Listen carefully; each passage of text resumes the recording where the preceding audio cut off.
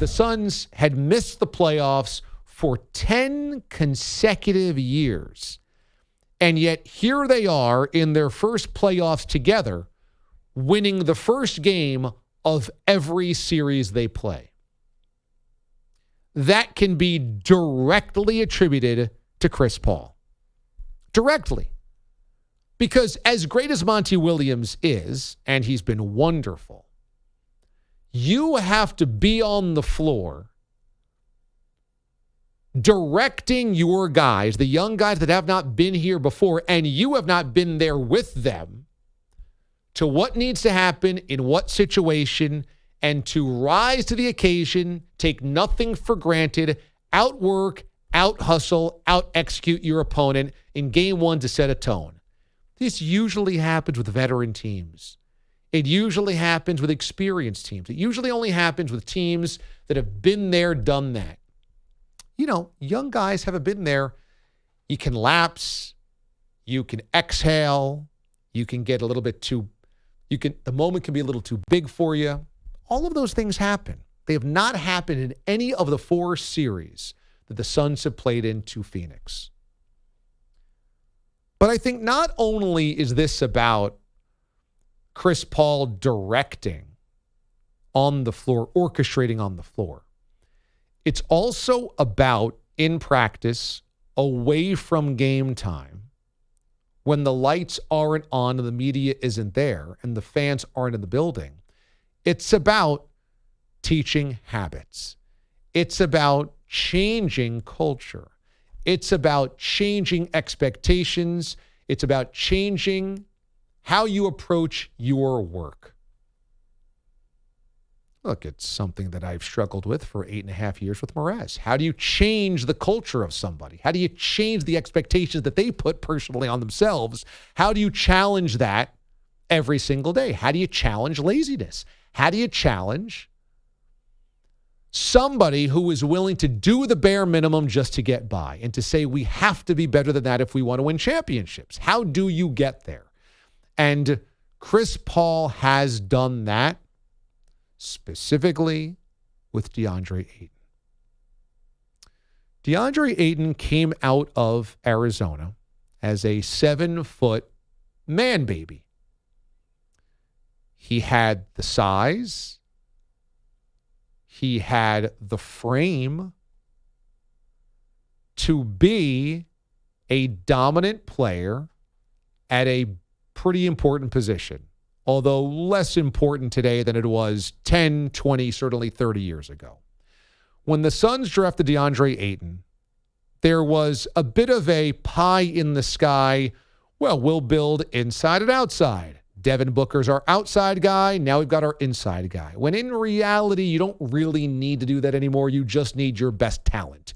You just need the best players. They could be positionless. You can figure out a way to not play with the traditional 5-man lineup, point guard, shooting guard, small forward, power forward, and center. But they went after him, and the drafting of Deandre Ayton for the last couple of years looked like a misguided pick. Deandre Ayton over the years has been fine, but pretty underwhelming, pretty disappointing, and I wouldn't call him a bust, but in a draft with other great players, certainly didn't look like the smartest play. This is his 3rd season. And in his first 2 seasons, he averaged combined 17 points and 10 rebounds. Those are fine. Those are fine averages. 17 and 10, fine. But 17 and 10 for the number 1 overall pick doesn't feel like you're getting back what you wanted when you drafted what you were hoping was going to be a transcendental player. Deandre Ayton went number 1 in that draft. You know who went number 3? Luka Doncic. You know who went number 5? Trae Young. And granted, up until this postseason, Trae Young didn't seem like a cornerstone superstar, drag it to the NBA Finals type player.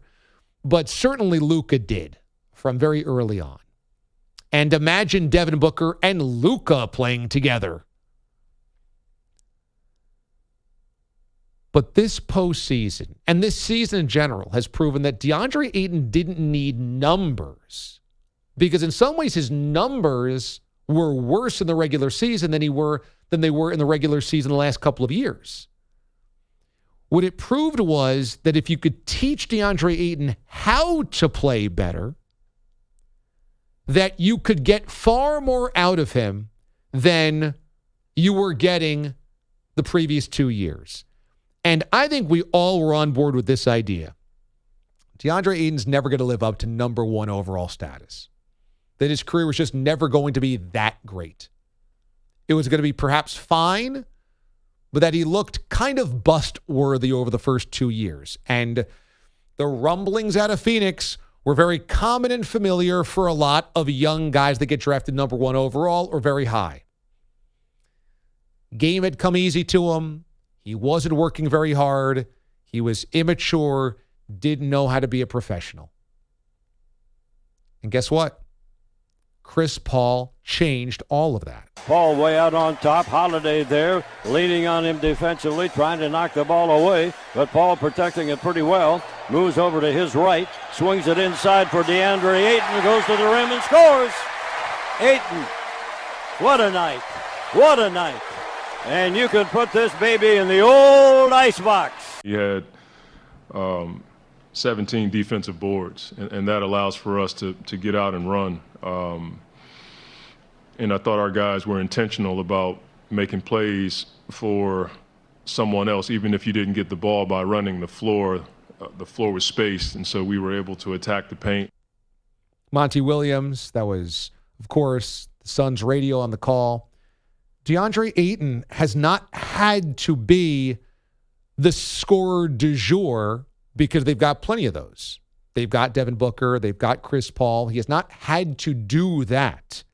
But he has had to do all the other things that the Suns have needed. And he has done all of those things. And he has been ready in every moment. And he was the one that grabbed the alley-oop and flushed it down. And he's been a guy that has taken to the hard coaching and the reality check of both Chris Paul and Monty Williams and been better.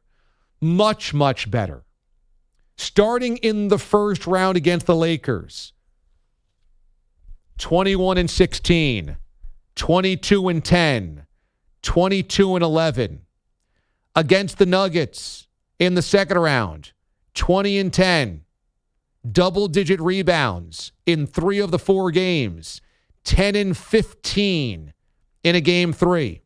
Against the Clippers, 20-9, 24-14, 19-22, 16-17 rebounds in the clincher against the Clippers. And then last night, 22 points and 19 rebounds against a Bucks team that has both Lopez and Giannis and Bobby Portis, who all want to take you down low and try to bang you around and throw you off kilter. What DeAndre Ayton proves to all of us and to NBA scouts and to NBA executives and to NBA draftniks and to NBA general managers is that a guy's career isn't over after a couple of lousy seasons. A guy's career isn't over after a couple of underwhelming campaigns. That a guy can absolutely get there if it's about maturity, professionalism, work ethic. A guy can get there. You just need to support him, show him the way, and surround him with the other people that can get him there. We know this, but circumstance is a lot of success in the NBA. Had DeAndre Ayton been drafted by the Orlando Magic or the Detroit Pistons or the Sacramento Kings, teams that spin their wheels and make massive changes all the time and never have a great supporting cast, guess what? DeAndre Ayton is likely a bust.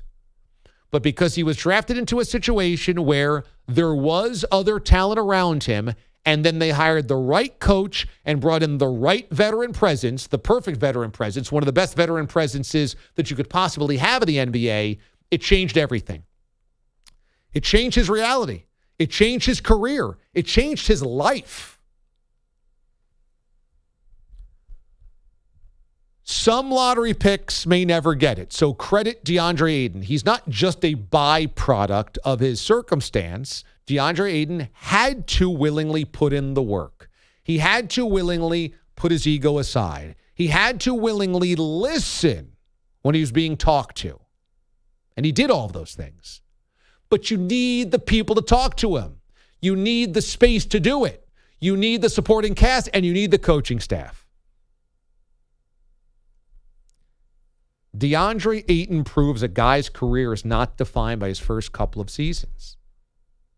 The lottery picks, even if they're number one overall, do deserve some patience, do need some time to grow up. But it is up to you. Your job's not over, NBA GM that drafted number one overall. The Mavs' job, that's still a work in progress. Yeah, you might have nailed Luka Doncic. Your job ain't over. You might have drafted Devin Booker and DeAndre Ayton. That job's not over. It's not just acquire young talent, get the guy that can jump highest or is tallest. No, it's also about building everything into a winning situation around him. And Ayton has taken off. He's taken off. And Chris Paul is the obvious reason why it changed. But you've got to find the Chris Pauls of the league, not easy, to support these guys, to change these guys, to evolve these guys. You've got to find that.